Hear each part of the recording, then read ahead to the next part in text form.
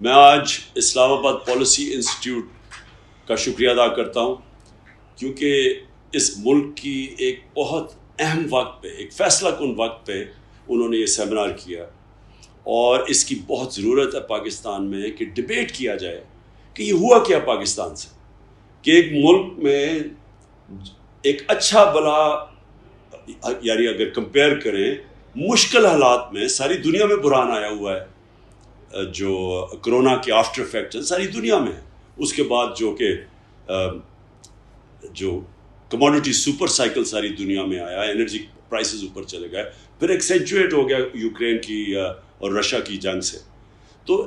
اس میں ایک گورنمنٹ جو ملک کو صحیح معنی میں نیویگیٹ کر رہی تھی، اور وہ ساری چیز کنفرم ہوتی ہے اکنامک سروے آف پاکستان میں۔ گورنمنٹ کی اپنی سروے کے مطابق سارے پازیٹیو انڈیکیٹرز تھے پاکستان کی اکانومی کے۔ ہماری سب سے بڑی زراعت وہ صحیح جا رہی تھی، ہماری جو لارج اسکیل مینوفیکچرنگ ہے اس کی بڑی دیر کے بعد اتنی روبسٹ گروتھ تھی، ہماری جو گروتھ ریٹ تھی وہ 6% پہ تھی، 2 کنزیکٹیو سال میں 5.6 اور 6% گروتھ ریٹ، یہ صرف 17 سال کے بعد پاکستان میں ہوا۔ یعنی ان چیلنجز کے باوجود پاکستان ایک صحیح راستے پہ جا رہا تھا، اس کی سروسز گرو کر رہی تھی، سارے ٹارگٹ جو سیٹ کیے ہوئے تھے ان سے آگے بڑھ کے جا رہے تھے، ریکارڈ ٹیکس کلیکشن تھی، ریکارڈ ایکسپورٹس تھی، ریکارڈ ریمیٹنسز تھی، یعنی record number of dollars Pakistan میں آ رہے تھے۔ تو کون سی اتنی قیامت آئی تھی کہ ایک دم ایک گورنمنٹ کو باہر کی سازش کے تحت ہٹایا جاتا ہے، اور ملک کا سارا، یعنی جو ملک کی معیشت ہے وہ بھی نیچے ہے اور قیمتیں آسمانوں پہ۔ ہمیں یہ کہا گیا تھا کہ مہنگائی کی وجہ سے جناب یہ حکومت بڑی نااہل ہے، اور ہمیں بتایا گیا تھا کہ یہ ملک کو آزاد کرنا عوام کو مہنگائی سے، اور انہی لوگوں نے وہ مہنگائی کی ہے اب یہ 2 مہینے میں، جو شاید پاکستان کی تاریخ میں 2 مہینے میں اتنی مہنگائی نہیں ہوئی، جو ہم نے 3.5 سال میں مہنگائی نہیں کی وہ انہوں نے 2 مہینے میں کر دی۔ تو کون سی اتنی قیامت آئی؟ پوائنٹ، سب سے بڑا پوائنٹ یہ ہے کہ یہ سازش جو کی گئی، یہ باہر ایک امریکہ کی رجیم چینج کے اور کبھی باہر سے رجیم چینج کامیاب نہیں ہوتی جب تک ملک کے اندر میر جعفر اور میر صادق نہ بیٹھے ہو، ان کے ساتھ مل کے انہوں نے ایک گورنمنٹ گرائی۔ اب یہ کون ذمہ دار ہے اس کا کہ جس طرح کی قیمت یہ قوم ادا کر رہی ہے، عوام کیا ادا کر رہی ہے قیمت مہنگائی کے ذریعے، ہماری معیشت کا کیا حال ہے، اور پھر لوڈ شیڈنگ، بجلی کدھر غائب ہو گئی کہ ہم بھی آئی ایم ایف کے پروگرام میں تھے، 2.5 سال ہم آئی ایم ایف کے پروگرام میں تھے، تو تب کیوں نہیں ایسی مہنگائی ہے؟ یہ سب آئی ایم ایف پہ ڈال رہے ہیں نا، تو ہم اور ہمارے پہ ڈال رہے ہیں، 2.5 سال تو ہم بھی آئی ایم ایف پروگرام میں تھے، تب کیوں نہیں یہ مہنگائی آئی؟ تب کیوں نہیں اتنے برے حالات تھے؟ تب کیوں نہیں اکانومی اسکویز ہوئی؟ کیا آتے ساتھ ہی 2 مہینے کے اندر کون سی قیامت آ گئی کہ سارا کچھ ہی، مہنگائی بھی بڑھ گئی، بے روزگاری بھی بڑھ گئی، ایکسپورٹس بھی گر رہی ہیں نیچے، جو بڑی مشکلوں سے ریکارڈ پہ پہنچی تھی، اب ٹیکس کلیکشن بھی نیچے، ابھی ٹھیک ہے، لیکن جب انڈسٹری نیچے جا رہی ہے، جب ہماری ایکسپورٹس نیچے جا رہی ہیں، تو ٹیکس کلیکشن بھی نیچے آ جائے گی آگے جا کے۔ جو سب سے خطرناک چیز ہے ملک کے لیے کہ ہماری جو اکانومی ہے وہ سب کو اب یہ خوف ہے کہ یہ سری لنکا کی طرف جا رہی ہے،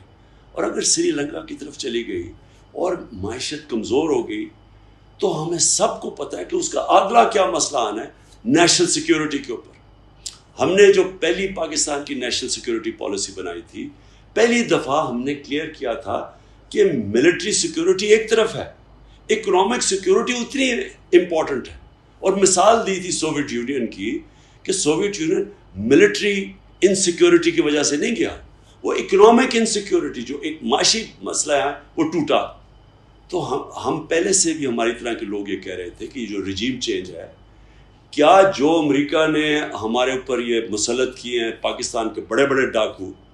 اور یہ یاد رکھیں کہ یہ کبھی نہیں ہوا کہ 1100 ارب روپیہ NRO2 کے اندر ان کے معاف کیے گئے ہیں، یعنی رول آف لا کی دھجیاں اڑا دی گئی ہیں کہ طاقتور کے لیے ایک قانون اور کمزور کے لیے چھوٹے چور جیل میں، اور بڑے ڈاکو بن گئے وزیر اعظم اور چیف منسٹرز۔ تو یہ جو رجیم چینج ہے یہ امریکہ نے ہمارے بھلے کے لیے نہیں کی،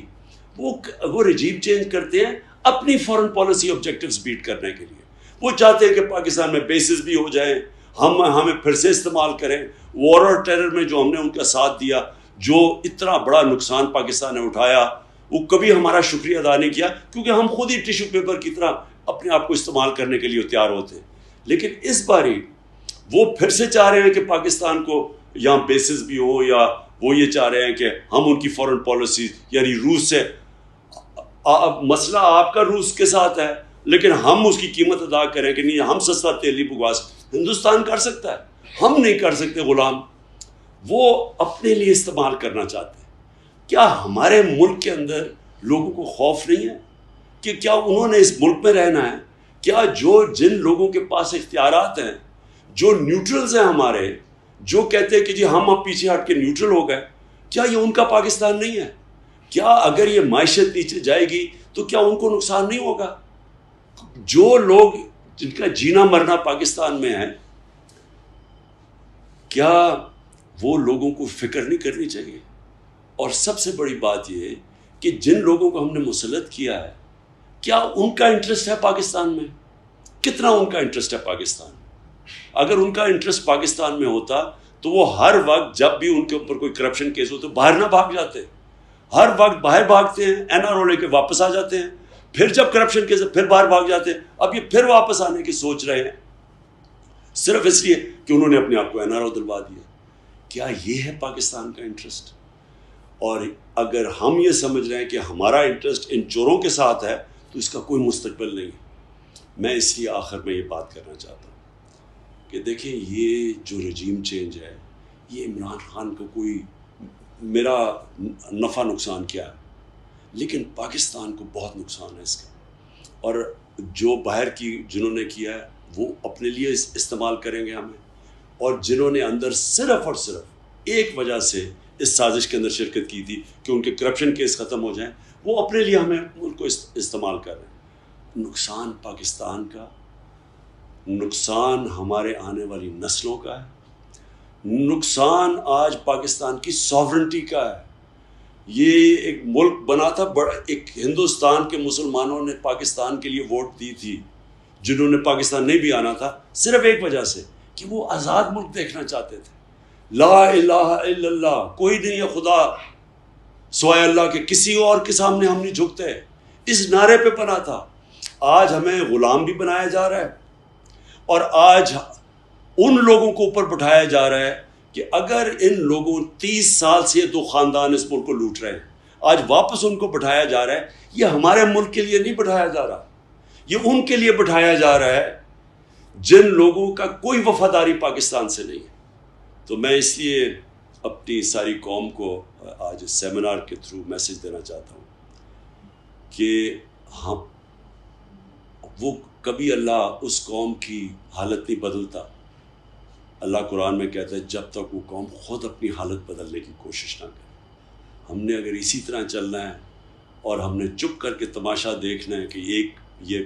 چور واپس جاتے ہیں پھر واپس آ جاتے ہیں NRO لے کے, اور باہر سے ہمیں کنٹرول کیا جاتا ہے, اس لیے پاکستان نہیں بنا تھا. اور اگر یہی ہوگا